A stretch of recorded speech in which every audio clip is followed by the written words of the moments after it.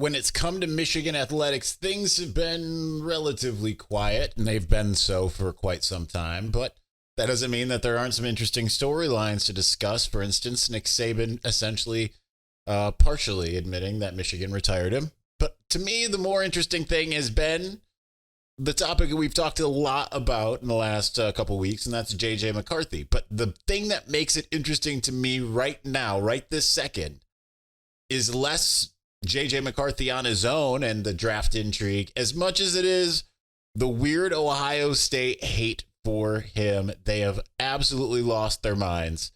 Let's get into it on this episode of Locked On Wolverines. You are Locked On Wolverines, your daily podcast on the Michigan Wolverines, part of the Locked On Podcast Network.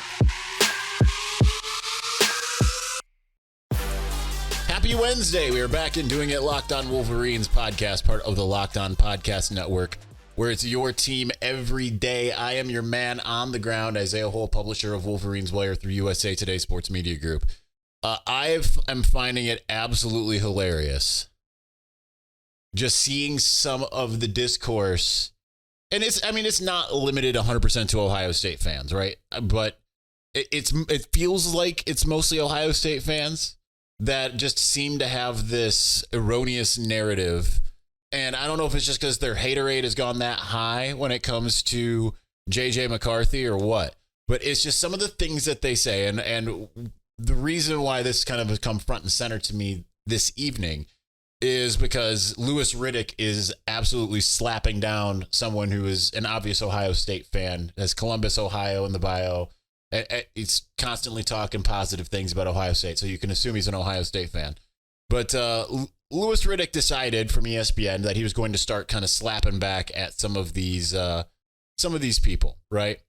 So he says today, if the first thing out of your mouth is when offering an opinion on J.J. McCarthy is about him not being the focal point of their offensive approach at Michigan, you are telling on yourself and your inability or unwillingness to project future performance. If you actually studied him, you would see why many in the NFL are very optimistic about his potential. Now, I think one of the interesting things is the huge dichotomy here that exists between Michigan fans and some others, the haters, and particularly Ohio State fans, because this is the first Michigan quarterback in forever that Michigan fans, even if he didn't win a national championship on his way out, this is the first Michigan quarterback in forever that Michigan fans are like, you know what, we don't even need to see the backup. You know, we're good with the actual starter. And yet everyone on the other side of the coin, again, seemingly mostly rival fans, the same people that are still tweeting out, the NCAA is coming any day, guys, any day now. It's happening. The hammer's about to drop. I'm going to tweet an asterisk at you. All that stuff. They are out there saying this ridiculous stuff about JJ. So this Twitter user, Siege, says, proven winner in a pro offense. Like, I get it, Lewis. He just makes a lot of bad reads in game. No one talks about it and gets rattled easily. Now, if you watched J.J. McCarthy on a regular basis, then you would know that is so unbelievably false. Makes a lot of bad reads in the game. Like, the dude that's one of his selling points, is he makes the right read at the right time. Usually makes really great throws. And I feel like his completion percentage would have been even higher, but sometimes there were drops. There were just other mitigating circumstances in a lot of these games. Like there was, especially earlier in the season, I know that's non-conference and everything, but like dude making bad reads is not something that's as laughable as Devin Bush isn't a sideline linebacker. Riddick responds saying he makes a lot of bad reads. Do you have their play calls and playbook? How would you know? And Siege responds saying, rewatches road games. He misses a lot of dudes on easy plays. I may not know the read or the book, but hit guys who are open. The only times that I can really remember JJ just flat out missing guys who were open were some of the deep shots over the last couple of years, which happens, right? Like that's especially when your rhythm is more in the intermediate. But he still hit, quite a few deep shots. So Louis Riddick clapped back. JJ McCarthy on the road and lists all of the 2023 road games. The only really bad percentage one is Maryland. Great percentage against Penn State. But again, Michigan fans will concede, certainly, against Penn State wasn't his best because he was injured. Maryland certainly wasn't his best because he was still injured and didn't practice that week. But otherwise, I mean, yeah, he had bad moments. There's just stretches where it's just like it doesn't seem like anything is working on offense, and it's not just JJ McCarthy. There have been times where the ability to run the ball was bottled up this year compared to the previous two. There were moments where the receivers weren't getting open. They were somewhat blanketed. There were times where JJ should have taken off and didn't, and there were times where JJ did start to take off and probably shouldn't have. There are certainly bad moments, but the funny thing about it is just dude wins a national championship. Dude has I've seen a graphic going around about his third down completions that is just, it's his rating is just far, far, far above every other quarterback in this draft. He's a gamer, and we all know that.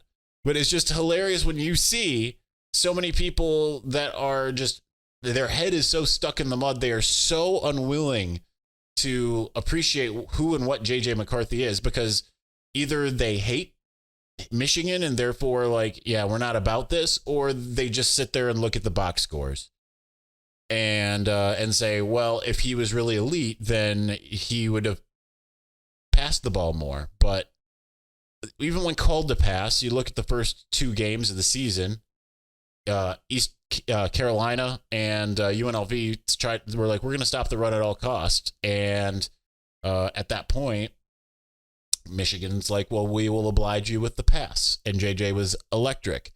Even against TCU, despite the two pick sixes, which obviously were the most costly mistakes of the game, and that is on him, he still battled back and made some dimes, made some huge throws throughout that game. And for someone to say like he's just inaccurate is inaccurate. But it's just kind of like how everything is gone when it's come to Michigan, cope and seethe, because for whatever reason, they just cannot come to grips with the national championship, that JJ McCarthy is good. It's gotta be cheating, all of it, it's just hilarious to me that this is continued on this way. Anyway, all right, we're going to continue on. I want to talk about what Nick Saban said, and because it's just funny. It's because it's the type of thing that I tweeted on January 10th while I was at the airport about to come home from Houston. That's when the news broke that Nick Saban was retiring. I tweeted, Michigan retired Saban, and it felt like, ha ha ha. And yet, in a way, that's kind of one of the things that he's admitting in a kind of backwards way. But let's talk about that, talk about the Rose Bowl a little bit as well. And we're going to do that here in just a moment. But before we do, listen, what if you were trying, say, I just said the Rose Bowl, certainly a lot of you were like, man, I really want to go to that. But tickets are way too expensive. I'm looking around and I just can't find a good way to get in the door. Well, there's one way you could have gotten in the door and done so cheaper than anywhere else, and that is through Game Time, because you shouldn't have to worry when you buy tickets to your next big event. Game Time is the fast and easy way to buy tickets to all of the sports, music, comedy, theater, all of that near you, with their killer last-minute deals, all-in prices, views from your seat, and their best price guarantee. Game Time takes the guesswork out of buying tickets. So there are so many things that I appreciate about the Game Time service. I personally love the views from your seat. I have spoken often about when I went through Ticketmaster back in 2006 when Game Time was not a thing, and to buy tickets to go see Wicked for a date. And we had an obstructed view. It was the worst date I've ever gone on. And all of that could have been saved if Game Time was there to save the day. So they're obsessed with finding ways to help you save money on tickets. Game Time has deals on tickets right up to the start of the event. Even an hour after it starts, it's the place to find last minute deals, last minute seats You can find exclusive flash deals, sponsored deals on tickets for football, basketball, concerts, comedy, theater, and more. And with zone deals, you can pick the section Game Time picks the seats for big time savings. And the Game Time guarantee means you'll always get the best price if you find tickets in the same section or row for less. Game Time will credit you 110% of the difference. So take the guesswork out of buying tickets with Game Time. Download the Game Time app, create an account, use the code LOCKEDON for $20 off your first purchase. Terms apply. Again, create an account and redeem the code LOCKEDON for $20 off. Download Game Time today. Last minute tickets, lowest price guaranteed.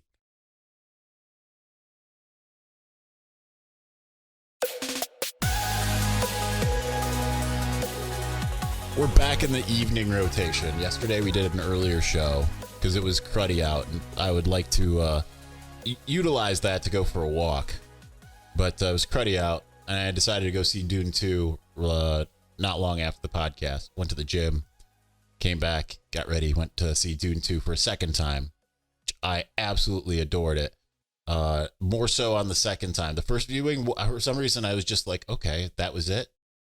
I don't really know why, because seeing it a second time, now I'm like, man, I kind of want to go back for a third. But I think the most fun development from this, and I tweeted this out, gotta not say it that loud, but every time I go, Lisa Nagaib, I say things in different excited tones to Zuri all the time, and she doesn't necessarily respond to them.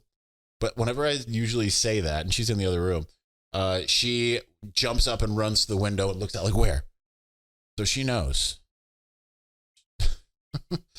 Anyway, inside for the Dune people. All right. I thought this was fun.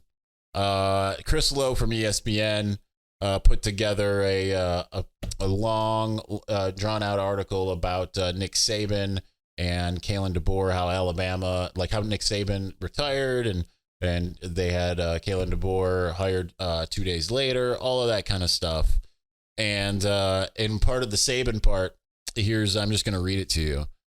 But Alabama's 27-20 overtime loss to Michigan in the CFP semifinal at the Rose Bowl on January 1st was a hard one for Saban to digest. Not only was Saban upset about the way his team played, he was especially disheartened about some of the things that happened afterwards in the Rose Bowl locker room and went back to campus, and back on campus, rather, when he met with some of the players. I want to be clear, that wasn't the reason, but some of those events certainly contributed, Saban said of his decision to retire. I was really disappointed in the way that those players acted after the game. You got to win with class. You got to lose with class. We had our opportunities to win the game, and we didn't do it. And then showing your behind and being frustrated and throwing helmets and doing that stuff, that's not who we are and what we've promoted in our program. I just find that really funny. So yeah, Michigan retired Saban. You can run with that now. He's admitted it.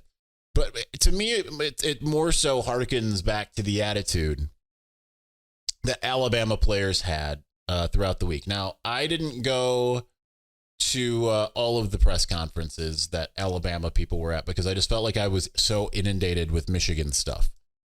We had so much Michigan stuff to work through that I was just kind of like, okay, I can always read transcripts or watch some videos, throw some into the AI and see what some of these guys said. I'm certain that some of the interesting things that Alabama guys would say would make their way on Twitter, and then I could find the quotes and write about them, right?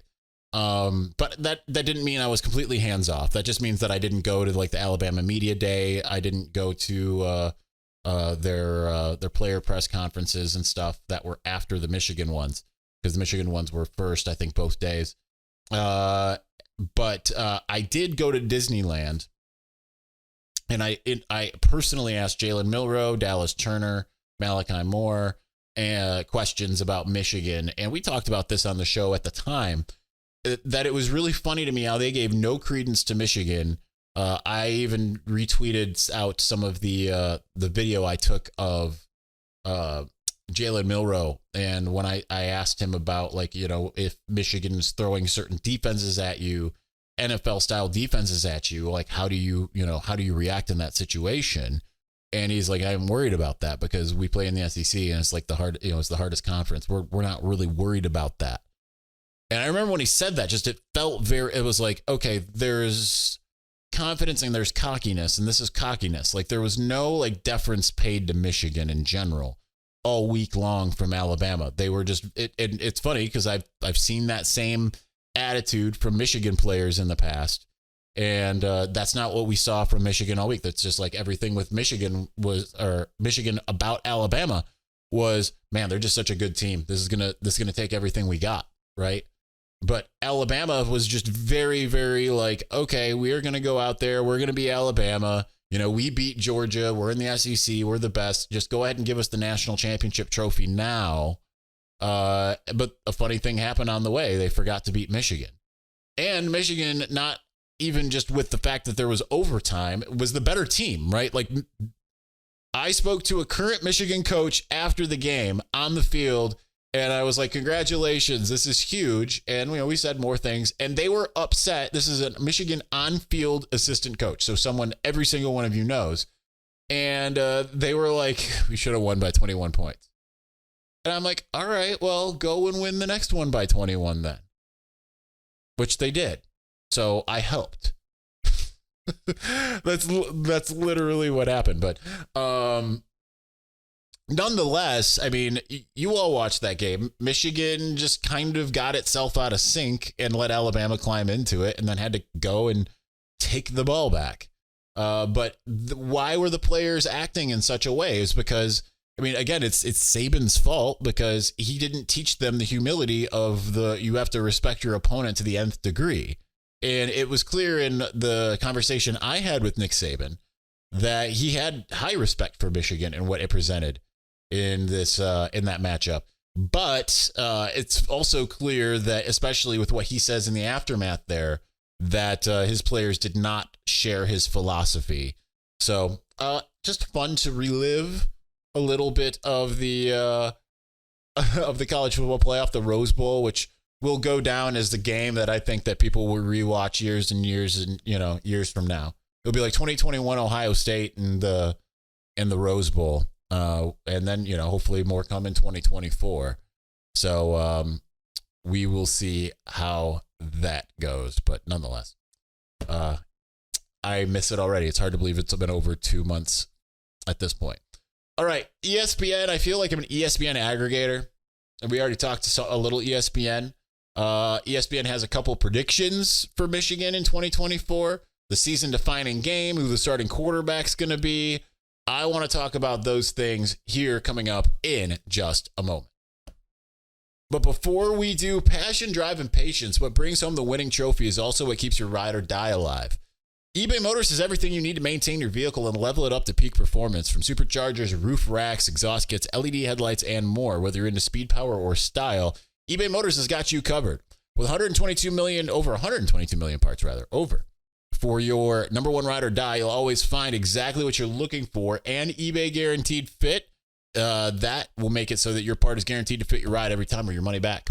Because with eBay Motors, you're burning rubber, not cash. With all the parts you need at the prices you want, it's easy to turn your car into the MVP and bring home that win. So keep your ride or die alive at ebaymotors.com. Eligible items only. Exclusions apply. eBay Guaranteed Fit. Only available to U.S. customers.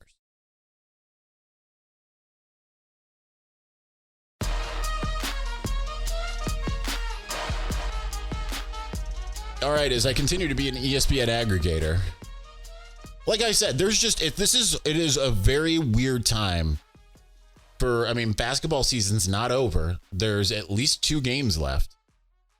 One of them is tomorrow. I am not going to it. I was going to, and it's just at this point, it's, you know, it's not really worth it, which is kind of sad. So right now, no one cares about basketball.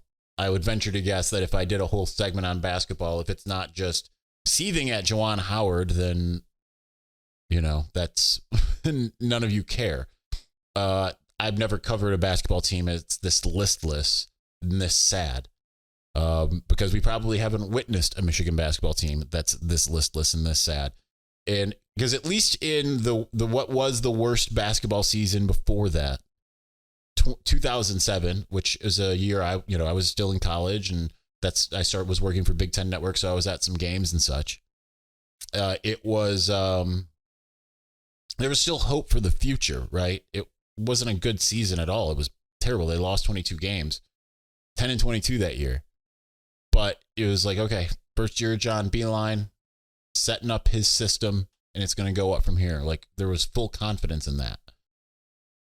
This is just not worth talking about, except for just this little piece that we talked about. Football, I mean, we finally got the announcement of Sean McGee and his return made official today. I feel like we've known that for about a month.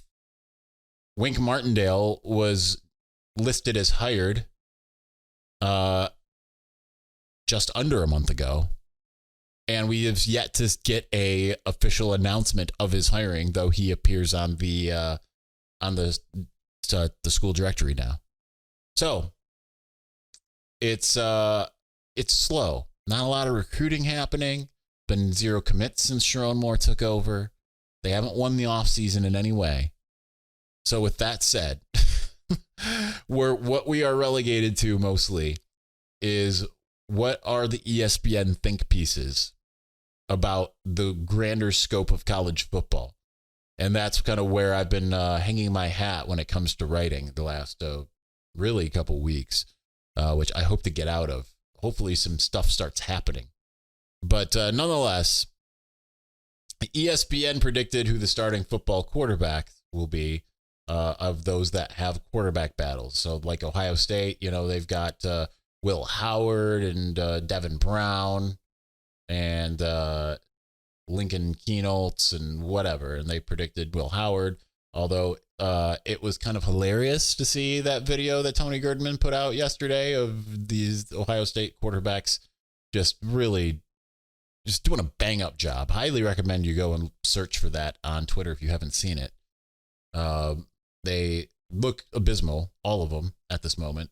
And I think that most Ohio State fans seem to understand what they were looking at. Some try to defend it. Okay. But when it came to Michigan, it broke down the room. Like, okay, you've got Jack Tuttle, you got Davis Warren, Jaden Denegal, you've got Alex Orji, you've got Jaden Davis. That's the room as it stands. And they said out of all those guys, none of them will end up being the starting quarterback in 2024, that it will be someone in the portal. My question for them is, who is going to be available in the late portal season? Because to me, like, the quarterbacks are probably not just going to be like this, like, great quarterback available, right? I mean, maybe I'm wrong, or you have to think like, okay, when did Jake Rudock commit to Michigan? And I don't think anyone was like, yeah, Jake Rudock at that time. I mean, I think people were like, okay, that'll work. And if you're looking for that'll work, I think Michigan's got the guy on the roster in one way or the other. I say you can pick any of those people and it will probably work out. But they predict that it won't be any of them. It'll be a transfer portal quarterback. I just don't know who that would be, because all the people who I looked at and said, okay, if you're going to go get a transfer portal quarterback, it's got to be that guy, or it's got to be that guy. It's got to be that guy, Cam Ward or someone like that. And clearly those guys all ended up where they ended up. So unless they transfer again, or suddenly some like great starter decides, you know what, I'm done, because I don't think Michigan's going to tamper, to be honest. So I think it's going to be, honestly, to me, it's probably going to be Alex Orji or Jaden Denegal. That would be my personal guess. And I think ESPN's wrong there. And then the other part is ESPN put together a list of the season defining games for the 2024 season. And I am actually surprised that they picked Ohio State. And they picked Michigan for Ohio State as well. I'm kind of surprised because I felt like they were going to try to be fancy and cute with it. I felt like they were going to be like, Michigan plays Oregon, type of thing. Because I've seen that in the past, maybe not just specifically from ESPN, but, you have those national think pieces, and you would see it more for Ohio State, like you would like, well, they're kind of past Michigan, so it's Penn State now. If Penn State's the most important game, I'm pretty sure in 2022 and 2023, that was the one that was picked for Ohio State as the season defining game. And Ohio State has just consistently beaten Penn State despite the, them trying to make fetch happen. And yet Michigan gets overlooked. But this time, Michigan did not get overlooked. Michigan was Ohio State's season-defining game. But I wouldn't have been surprised if for Michigan they said it was Texas or Oregon over Ohio State. But I just hope, and I asked Sharon this at his introductory press conference. I was like, how do you keep everything the same? Do you keep everything the focus on Ohio State? And he's like, absolutely. Like that is what we do this for. We do this all for Ohio State. Now you just hope it doesn't go the same way that it went for Ryan Day, because Ryan Day said basically that same thing, won the first game, and then hasn't beaten Michigan since. So I think people are sleeping on Michigan in some ways, but as we said on the episode yesterday, who knows how this is going to go? Who knows? It is a giant mystery, because first-time head coach, he's not getting the same type of hype or love as Ryan Day or Marcus Freeman did, right? Like, I don't really understand. Like, similar scenario. Ryan Day, interim coach for 3 games, looked okay. Takes over Ohio State, and it was just like he walks down the field before his first game as the actual head coach, and it's like, oh, best coach in the country. He's just so good.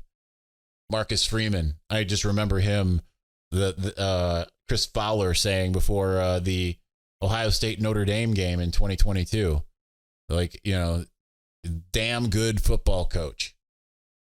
It's like, really? He's coached 1 game and he lost it. But for some reason, Sharon Moore doesn't seem to get that type of love. So with that in mind, I mean, I don't know what's going to happen. So I get it. I have the same questions as anyone else. I think it's going to go well. It could go better than a lot of people imagine. Hopefully it will. And we'll see. Anyway, that's going to do it for today's episode. We will be back on Thursday. Friday, we'll probably try to do a mailbag because we haven't done one of those in a little while. And we'll probably get back to doing those weekly before too long. Anyway, thanks for watching. Thank you for listening. We will be back soon. Peace.